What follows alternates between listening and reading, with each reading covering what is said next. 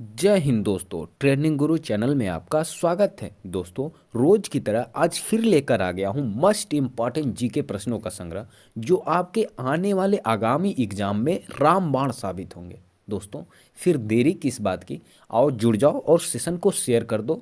ठीक है, चलो समय की कदर करते हुए चलते हैं सेशन के पहले प्रश्न पे। ठीक है, चलिए देखिए पहला प्रश्न दोस्तों। यह है पहला प्रश्न।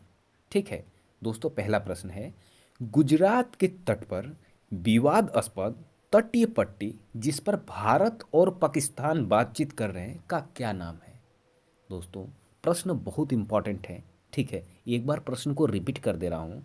गुजरात के तट पर विवादास्पद तटीय पट्टी जिस पर भारत और पाकिस्तान बातचीत कर रहे हैं का क्या नाम है। तो उसका क्या नाम है दोस्तों?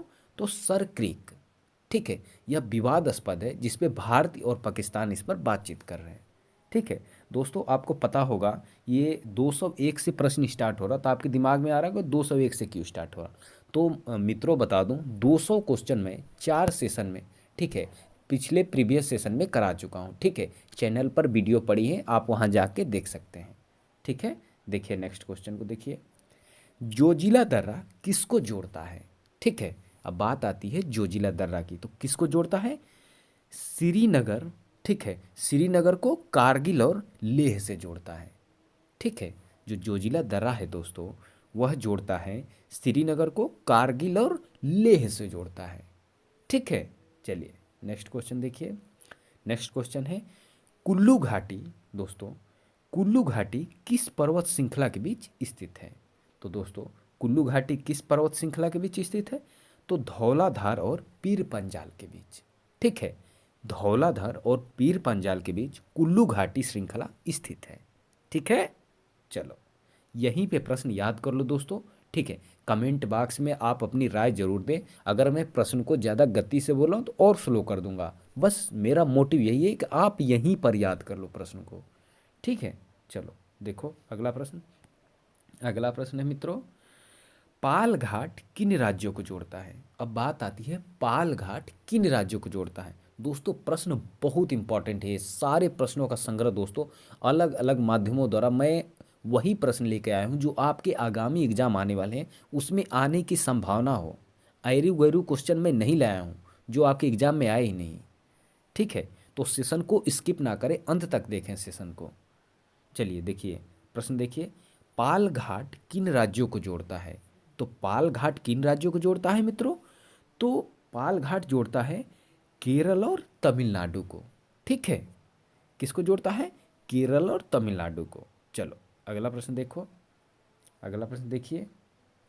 अगला प्रश्न है, हिमालय की सबसे पूर्वी चोटी, ठीक है, कौन सी है? तो हिमालय की सबसे पूर्वी चोटी कौन सी है दोस्तों? नमाचा बारवा।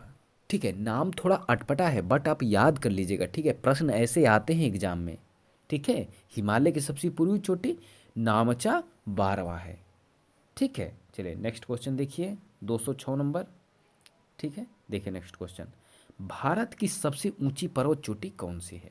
ठीक है, अब रही बात भारत की, तो भारत की सबसे ऊंची चोटी तो कंचनजंगा है।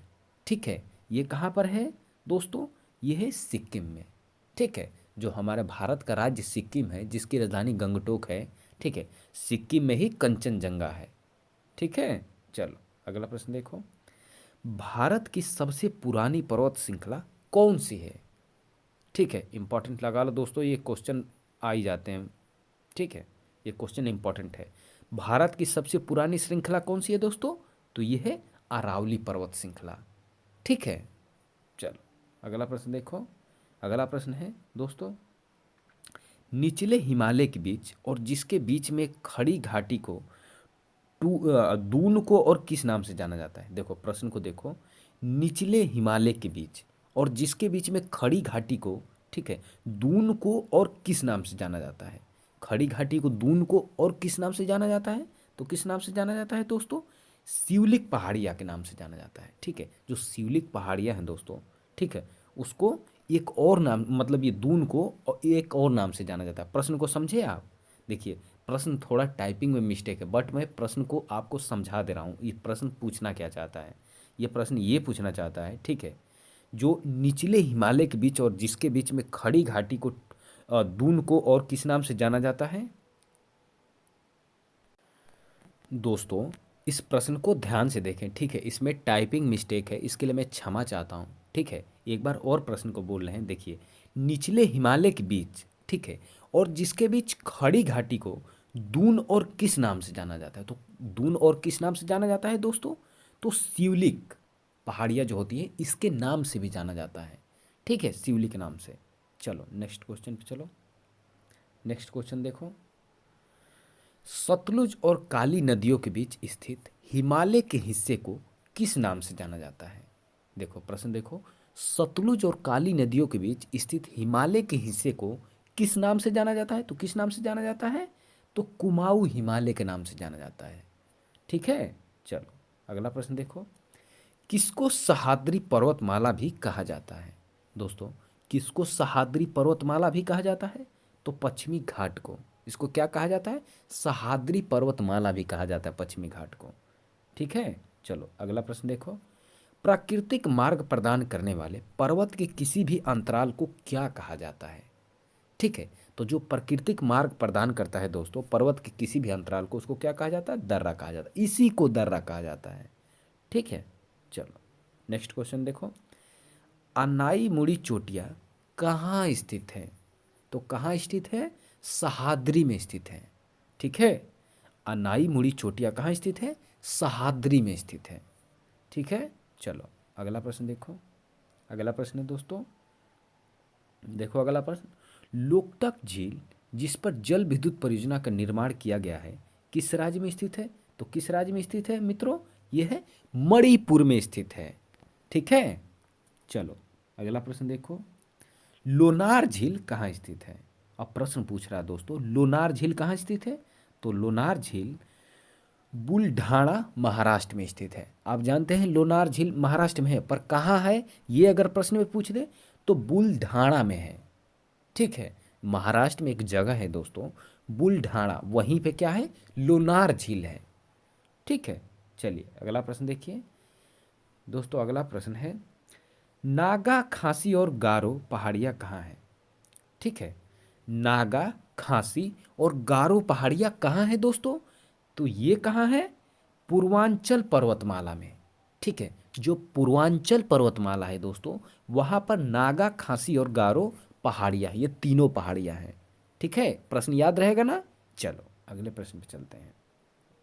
देखिए अगला प्रश्न, अगला प्रश्न है दोस्तों, शिव समुद्रम किस नदी द्वारा निर्मित जलप्रपात है? जो शिव समुद्रम जलप्रपात है दोस्तों वह किस नदी द्वारा निर्मित है? तो कावेरी नदी द्वारा दोस्तों, कावेरी नदी द्वारा शिव समुद्रम जलप्रपात निर्मित है, ठीक है। चलो याद रहेगा ना, ये इंपॉर्टेंट क्वेश्चन है दोस्तों। चलिए अगला प्रश्न देखिए, अगला प्रश्न देखिए, अगला प्रश्न है, भारत का सबसे ऊंचा जलप्रपात किस राज्य में है? ठीक है, तो भारत का सबसे ऊंचा जलप्रपात किस राज्य में है? तो कर्नाटक राज्य में है, ठीक है। जो भारत का सबसे ऊंचा जलप्रपात है दोस्तों वो कौन से राज्य में है? तो कर्नाटक राज्य में है, ठीक है। चलो अगला प्रश्न देखो, जोग जलप्रपात किस नदी पर स्थित है? ठीक है, तो जो जोग जलप्रपात है दोस्तों वो किस नदी पर स्थित है? वो किस नदी पर स्थित है? शरावती नदी पर, और कहाँ है? कर्नाटक में है, ठीक है। और यही सबसे ऊंचा जलप्रपात है, ये भी याद रखिएगा, ठीक है। चलिए नेक्स्ट क्वेश्चन देखिए, नेक्स्ट क्वेश्चन है दोस्तों, लेटराइट मिट्टी किस राज्य में पाई जाती है? प्रश्न इंपॉर्टेंट है दोस्तों, पूछ रहा है कि लेटराइट मिट्टी किस राज्य में पाई जाती है? तो लेटराइट मिट्टी किस राज्य में पाई जाती है मित्रों? तो ये पाई जाती है केरल और महाराष्ट्र में, ठीक है। प्रश्न इंपॉर्टेंट है, इसको आप इंपॉर्टेंट लिख ही लीजिए, ऐसे प्रश्न तो आने ही आने हैं। लेटराइट मिट्टी किस राज्य में पाई जाती है? तो केरल और महाराष्ट्र में पाई जाती है, ठीक है। चलिए अगला प्रश्न देखिए दोस्तों, अगला प्रश्न है, पहाड़ी ढलानों पर मिट्टी के कटाव को कैसे नियंत्रित किया जा सकता है? ठीक है, जो पहाड़ी ढलाने हैं दोस्तों उस मिट्टी को कटाव को कैसे नियंत्रित किया जा सकता है? तो समोच्च रैखिक जुताई द्वारा, ठीक है। यह एक विधि है मित्रों, समोच्च रैखिक जुताई, ठीक है। इसके द्वारा पहाड़ी ढलानों पर मिट्टी के कटाव को नियंत्रित किया जा सकता है? ठीक है मित्रों, चलो अगले प्रश्न पे चलते हैं। देखिए अगला प्रश्न, अगला प्रश्न है, कपास के उत्पादन के लिए सबसे अच्छी मिट्टी कौन सी है? दोस्तों, जो कपास की खेती होती है उसके लिए सबसे अच्छी मिट्टी कौन सी है? तो ब्लैक स्लैग, ठीक है, ब्लैक स्लैग मिट्टी, ठीक है। जो ब्लैक स्लैग मिट्टी होती है दोस्तों, यह कपास की फसल के लिए सर्वोत्तम है, ठीक है। चलो अगला प्रश्न देखो दोस्तों, अगला प्रश्न है, भारत में लूणी और क्षारी मिट्टी का एक और नाम क्या है?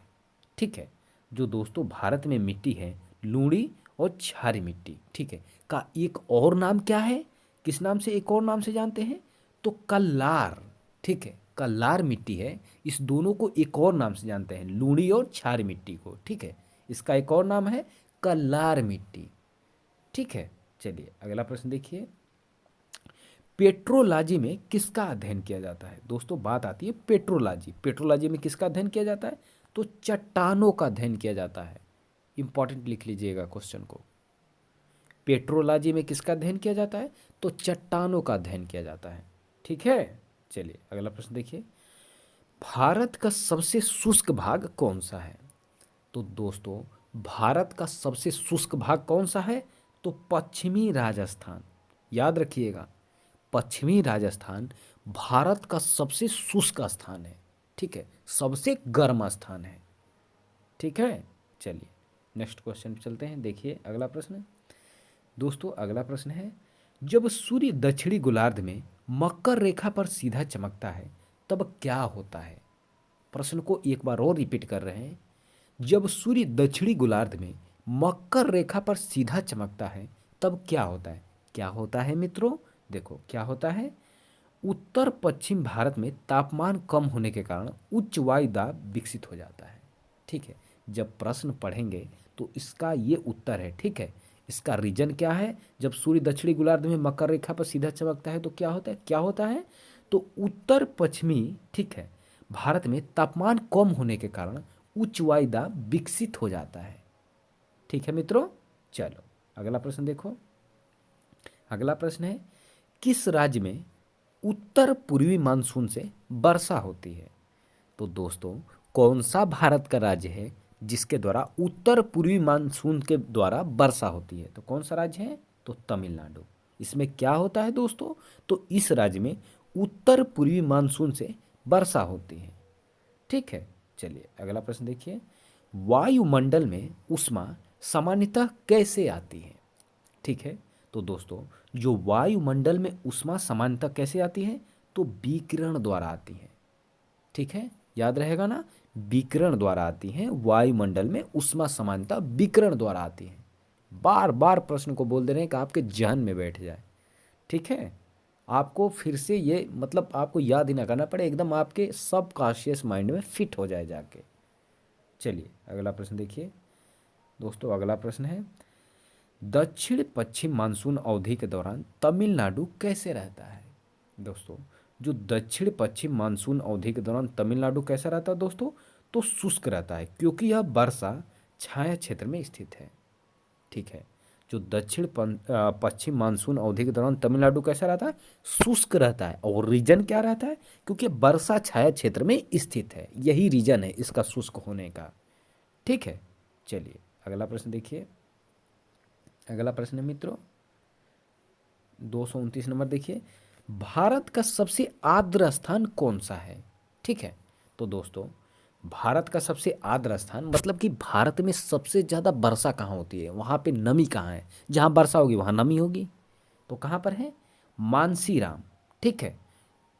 मानसीराम, ये प्रश्न दोस्तों ये यूपी पेट के सेकेंड शिफ्ट में आया था, ठीक है। जो यूपी पेट के जो 23 अक्टूबर 24 अक्टूबर को पेपर हुआ था, तो 24 अक्टूबर के सेकेंड शिफ्ट में ये प्रश्न आया था कि भारत में सबसे ज़्यादा आर्द्र स्थान कौन सा है? तो मेघालय में है मानसीराम, ठीक है। चलो अगला प्रश्न देखो, भारत के कितने सेंटीमीटर धान के खेत 100 से अधिक वर्षा वाले क्षेत्रों में स्थित हैं? ठीक है, तो कितने सेंटीमीटर धान के खेत 100 से अधिक अधिक वर्षा वाले क्षेत्र में स्थित हैं दोस्तों? मित्रों, ये प्रश्न कुछ रॉन्ग टाइपिंग लग रहा है, ठीक है, तो इसको स्किप करते हैं, ठीक है दोस्तों। चलिए इसको छोड़ के अगले प्रश्न पे चलते हैं, ठीक है। देखिए अगला प्रश्न देखिए, भारत में प्रायद्वीप नदी से जुड़ा सबसे ऊंचा निकास बेसिन कौन सा है? ठीक है, तो दोस्तों प्रश्न को ध्यान से पढ़िए। प्रश्न क्या कह रहा, भारत में प्रायद्वीप नदी से जुड़ा सबसे ऊंचा निकास बेसिन कौन सा है? तो कृष्णा नदी, ठीक है।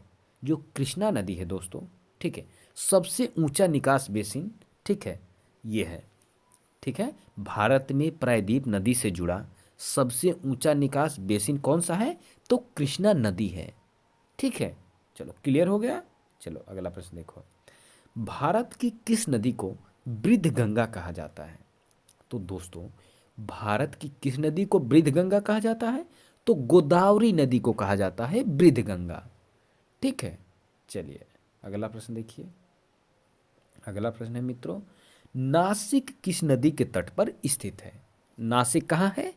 तो यह है महाराष्ट्र में, ठीक है। और ये नासिक है किस नदी के तट पर स्थित है? तो ये गोदावरी नदी के तट पर स्थित है, याद रहेगा ना।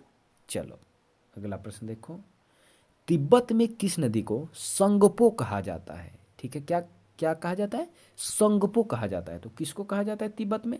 ब्रह्मपुत्र नदी को मित्रों, ठीक है, जो भारत की सबसे चौड़ी नदी है, ठीक है, इसको तिब्बत में किस नाम से जाना जाता है? संगपो नाम से जाना जाता है, ठीक है। ब्रह्मपुत्र को तिब्बत में संगपो कहा जाता है, ठीक है। चलिए अगला प्रश्न देखिए, भारत की कौन सी नदी विभ्रांस घाटी से होकर बहती है?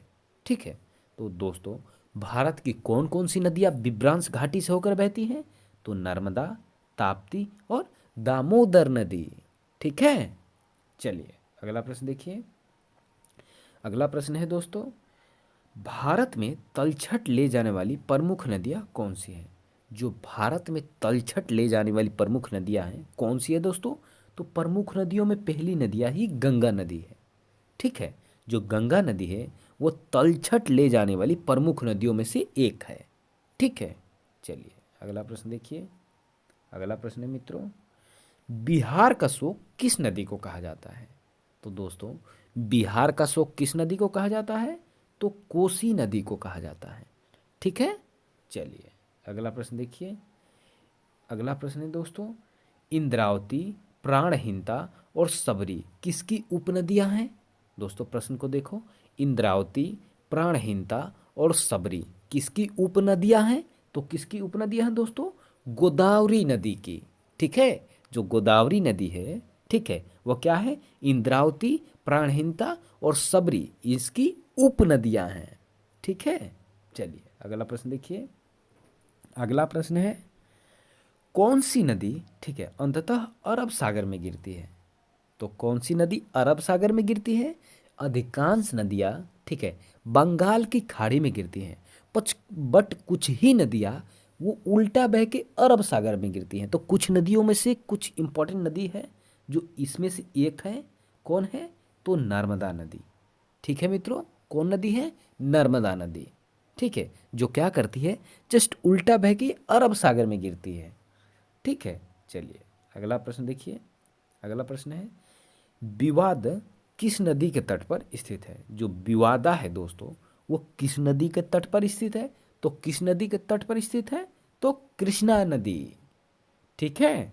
चलिए अगला प्रश्न देखिए, अगला प्रश्न है, दो देखिए ध्यान से दोस्तों, देखिए, तमिलनाडु, आंध्र प्रदेश, केरल की सीमा से लगे केंद्र शासित प्रदेश कौन सा है? देखो प्रश्न को ध्यान से देखो, तमिलनाडु, आंध्र प्रदेश और केरल की सीमा से लगने वाला केंद्र शासित प्रदेश कौन सा है? तो कौन सा है दोस्तों? तो पुदुचेरी है, ठीक है, ठीक है दोस्तों, क्या है? पुदुचेरी है, जो तमिलनाडु, आंध्र प्रदेश, केरल की सीमा से लगा है, मतलब सटा है, ठीक है। चलिए अगला प्रश्न देखिए, आकस्मिक बाढ़ किसके साथ संबंधित है? दोस्तों जो आकस्मिक बाढ़ है वो किसके साथ संबंधित है? सुनामी, चक्रवाती तूफान और बवंडर, ठीक है, इसको क्या कहते हैं? आकस्मिक बाढ़, ठीक है, इसी से ये तीनों रिलेटेड हैं, ठीक है दोस्तों। चलो अगला प्रश्न देखो दोस्तों। अगला प्रश्न है, माजुली विश्व का सबसे बड़ा नदी द्वीप है, यह किस राज्य में स्थित है? ठीक है, जो माजुली है दोस्तों, यह विश्व का सबसे बड़ा नदी द्वीप है और यह किस राज्य में स्थित है? तो ये कौन से राज्य में स्थित है? असम राज्य में स्थित है। ठीक है, जो माजुली द्वीप है कहाँ स्थित है? असम राज्य में स्थित है। ठीक है, चलिए अगला प्रश्न देखिए। फूलों की राष्ट्रीय उद्यान घाटी किस राज्य में स्थित है? दोस्तों, जो फूलों की राष्ट्रीय उद्यान घाटी है किस राज्य में स्थित है? तो ये उत्तराखंड राज्य में स्थित है। ठीक है दोस्तों, उत्तराखंड राज्य में स्थित है। चलिए अगला प्रश्न देखिए। अगला प्रश्न है दोस्तों, भारत के कितने भौगोलिक क्षेत्र वन भूमि है? ठीक है, भारत के कितने प्रतिशत दोस्तों भौगोलिक क्षेत्र वन भूमि है? ठीक है, तो कितने प्रतिशत? 20%। ठीक है, जो 20% है दोस्तों, ठीक है, जो भारत के भौगोलिक क्षेत्र वन भूमि है। ठीक है, चलिए अगला प्रश्न देखिए। अगला प्रश्न है दोस्तों, क्षेत्रफल की दृष्टि से भारतीय राज्यों में सर्वाधिक वनावरण वाला राज्य कौन सा है? ठीक है दोस्तों, क्षेत्रफल की दृष्टि से भारतीय राज्यों में सर्वाधिक वनावरण वाला राज्य कौन सा है? तो कौन सा है दोस्तों? तो मध्य प्रदेश है। ठीक है, चलो अगला प्रश्न देखो। अगला प्रश्न है, भारत में, ठीक है, सबसे बड़े वना वनच्छादित, ठीक है, वन कौन से हैं? ठीक है, भारत में सबसे बड़े वनच्छादित वन कौन से हैं? तो कौन से हैं दोस्तों? तो उष्णकटिबंधीय पर्णपाती वन।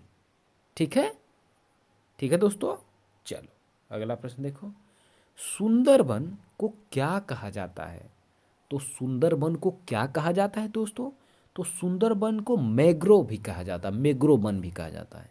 ठीक है, सुंदरबन को एक और नाम से जाना जाता है। इसको किस नाम से जाना जाता है? तो मैग्रोव वन के नाम से जाना जाता है। ठीक है, चलिए आज का देखिए सेशन का सेकंड लास्ट क्वेश्चन। ठीक है, सेकंड लास्ट क्वेश्चन है दोस्तों, भरतपुर पक्षी अभयारण्य किस राज्य में है? तो दोस्तों, भरतपुर पक्षी अभयारण्य किस राज्य में है? तो राजस्थान राज्य में है। ठीक है, ये प्रश्न इंपॉर्टेंट है दोस्तों। ठीक है, इसको इंपॉर्टेंट टाइप कर लीजिएगा। ठीक है, चलिए, भरतपुर पक्षी अभयारण्य किस राज्य में है? तो राजस्थान राज्य में है। ठीक है, और आज का सेशन का अंतिम प्रश्न देखो दोस्तों, नामदफा राष्ट्रीय उद्यान किस राज्य में स्थित है? तो नामदफा राष्ट्रीय उद्यान किस राज्य में स्थित दोस्तों? अरुणाचल प्रदेश में। ठीक है, जो नामदफा राष्ट्रीय उद्यान है दोस्तों, यह कहाँ स्थित है? तो अरुणाचल प्रदेश में स्थित है। ठीक है, तो ये रहे दोस्तों आज के 50 वेरी वेरी इंपॉर्टेंट, ठीक है, जीके के प्रश्न। ठीक है दोस्तों, जो आपके आगामी एग्जाम में ऐसे प्रश्न आने की पूरी पूरी संभावना है। ठीक है, तो सेशन को दोस्तों स्किप करके भगा भगा के ना देखिए। ठीक है, सेशन को स्टार्ट से एकदम अंत तक देखिए। सारे वही क्वेश्चन लेके आए हैं जो आपके एग्जाम में आने की संभावना है। वो प्रश्न मैं कतई नहीं लेके आ सकता दोस्तों जो आपके एग्जाम में कहीं दूर दूर से उस प्रश्न का मतलब ना रहे। ठीक है, तो सेशन कैसा लगा अपनी राय कमेंट बॉक्स में ज़रूर दें दोस्तों, इससे हमें भी मोटिवेशन मिलेगा। कुछ फीडबैक अपना दें कि इस सेशन में क्या सुधार किया जाए। ठीक है दोस्तों, आपकी राय सर्वोत्तम मानूंगा दोस्तों। ठीक है, चलिए सेशन को शेयर और सब्सक्राइब कर दीजिए दोस्तों। एक अपने मित्रों को सेशन को शेयर कर दीजिए ताकि उनकी भी तैयारी अच्छी चले। ठीक है, चलिए चलते हैं, फिर मिलते हैं कल एक नई ऊर्जा और एक नई सोच के साथ दोस्तों। ठीक है, चलिए धन्यवाद।